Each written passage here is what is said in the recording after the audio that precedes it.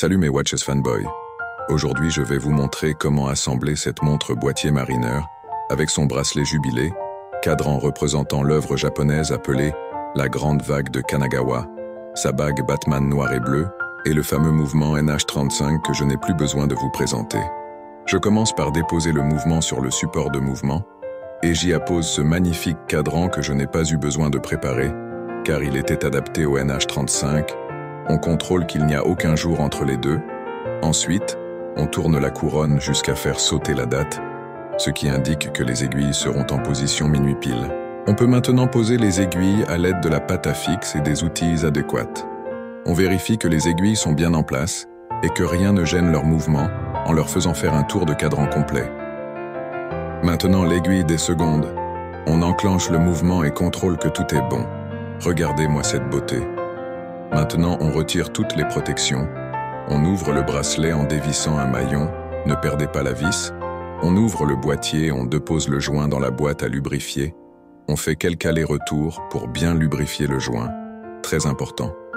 On devise la couronne qu'on met de côté. On retire la couronne provisoire du mécanisme et on positionne le boîtier sur l'assemblage cadran mécanisme. On contrôle qu'il n'y a pas de jour. On insère la nouvelle tige de couronne préalablement assemblée. On mesure à l'aide du pied à coulisse pour couper la partie en trop. Allez-y avec parcimonie, car si vous coupez trop court, il vous faudra une tige de remplacement. On contrôle que tout fonctionne. Une fois que c'est bon, on met une peu de loctite sur le filetage, on remet la couronne, on l'insère à nouveau pour un ultime contrôle. Maintenant, on retire la tige, le cadran avec son mécanisme, et on nettoie toutes les poussières, traces de doigts et de gras, et on réinsère l'intérieur de la montre. On peut remettre la couronne en définitive. On met en place le joint d'étanchéité lubrifié, on nettoie le fond de boîtier et on le visse en définitif avec la balle. On peut retirer le papier double face, on colle la bague Batman en céramique, on tourne pour vérifier que tout est correct. Il ne reste plus qu'à revisser le bracelet, on en profite pour contrôler toutes les autres vis.